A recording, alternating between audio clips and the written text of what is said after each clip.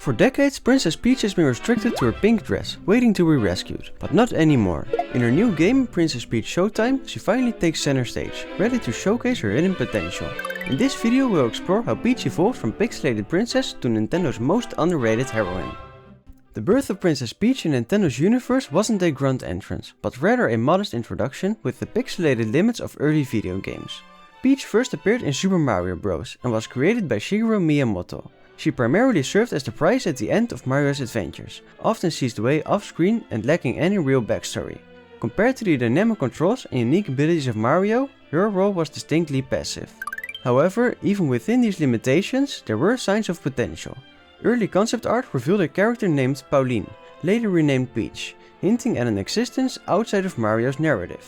Additionally, discovered animations showcased Peach in a more active role, suggesting an unexplored potential for a playable experience.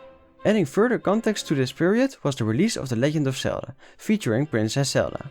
While still limited compared to the playable hero Link, Zelda's inclusion in playable segments offered a more recent example of a princess defying the lady in distress stereotype. This comparison highlights the limitations placed on Princess Peach at the time, but at the same time emphasizes the potential for a more versatile and empowering role. Looking at the wider video game industry at the time, it wasn't exactly bursting with diverse character representation in general, not only at Nintendo. Technical limitations of the time played a significant role in this. Early consoles like the NES had limited processing power and memory, making it challenging to create complex characters with unique abilities.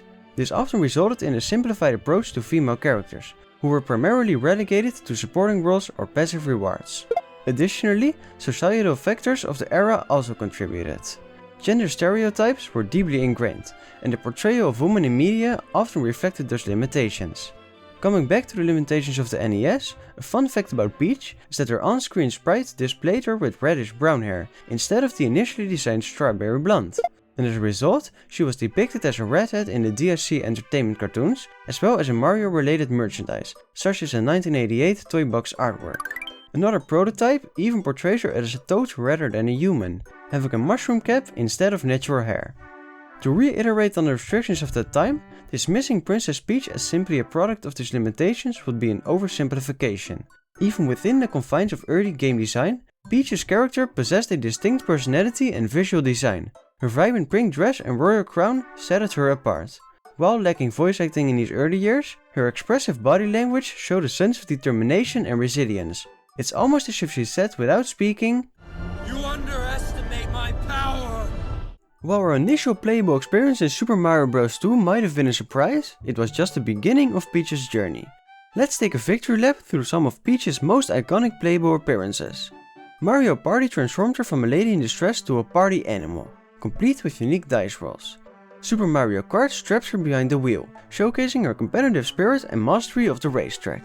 And who can forget her in Super Smash Bros., wielding a frying pan and a fierce fighting spirit. The surprise player at release, since there was still a strong separation between men and women. This evolution wasn't just about aesthetics though, it was mainly about gameplay depth. Each game offered Peach different mechanics, allowing players to experience her personality and strengths in fresh and exciting ways. She wasn't just a reskin Mario, she was a force to be reckoned with in her own right. This journey from limited appearances to diverse gameplay showcases the remarkable evolution of Princess Peach and her growing presence in Nintendo's universe. There was some criticism however. Some people argued that these early playable appearances were just one-time gimmicks, nothing more. But looking at the future now, Peach's playable appearances weren't short-term at all. They were a turning point actually. The more screen time she got as a playable character, the more normalized and impactful her presence became. Titles like Super Mario RPG and Paper Mario offered her deeper narrative and storylines, allowing players to connect with her beyond just her gameplay mechanics. In Super Princess Peach, the tables completely turned, as Peach took center stage as the playable protagonist, where she got many different abilities and showcases her leadership and independence. This growing trend of playable appearances wasn't just a coincidence. It reflected a changing landscape in the gaming industry, a gradual recognition of the potential for diverse characters and their ability to resonate with a wider audience. Fan communities thrived on discussions about Peach, and debates arose on the potential for even deeper character development in future titles. Big companies in the gaming industry also recognized the significance of Peach's evolution. According to Sega, the rival of Nintendo, Peach's transition from a passive reward to playable character played a significant role in challenging the damsel from distress image and paving the way for more diverse character representation in video games. Her character development doesn't stop there. There were a ton more games released after Super Princess Peach, where she got many different abilities. Let's just go through a few notable ones.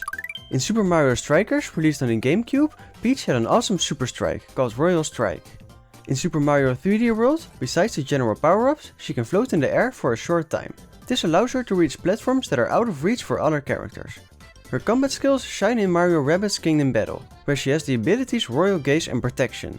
The first one is a short reaction shot, and with the second she partially absorbs damage taken by other heroes within range. And to get a recent example, let's look at Super Mario Bros. Wonder. There are too many abilities to talk about in this short section of the video, because she has a lot of different transformations.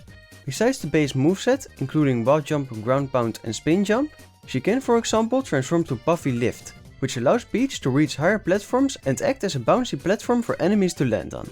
She can also turn into Wabba Peach, which lets her stick to surfaces and roll through tight spaces. This game is very creative and there are many more transformations to talk about. All these examples show that Princess Peach is not a basic stereotype princess anymore, but a diverse character that represents the growing gender equality. She's an athlete, a strategist, a problem solver, a leader. This evolution inspires fans, from which come forth fan art, mods, cosplay and many more. A related quote I found online: "She shows young girls that you can be both strong and kind, that you can have fun and be a leader." It would be remiss of me not to acknowledge that despite the significant progress Peach has made, there are still ongoing discussions and criticisms surrounding her characterization. I just want to say prior to the next few things I say, these opinions are not mine, but I'm still sharing them to be unbiased.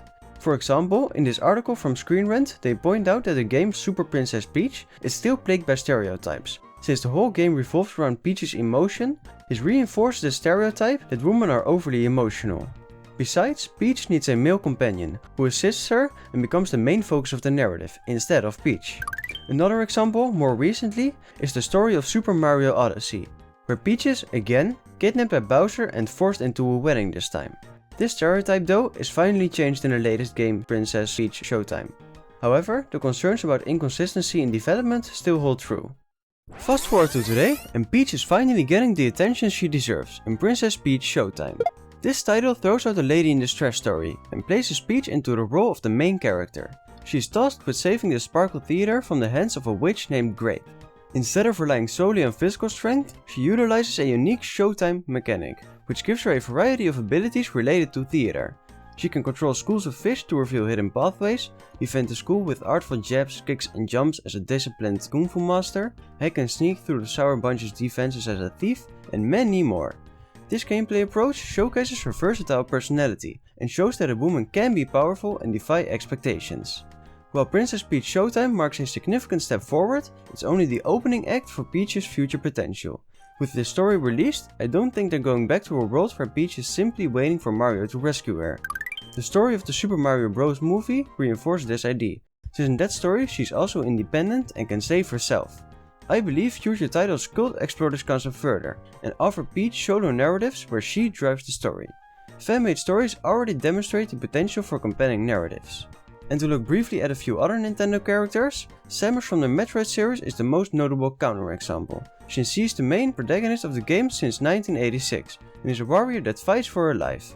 And when looking at Princess Zelda, she has always stayed a lady in distress, even in the latest game Tears of the Kingdom. Another lesser known character did get a change in her character.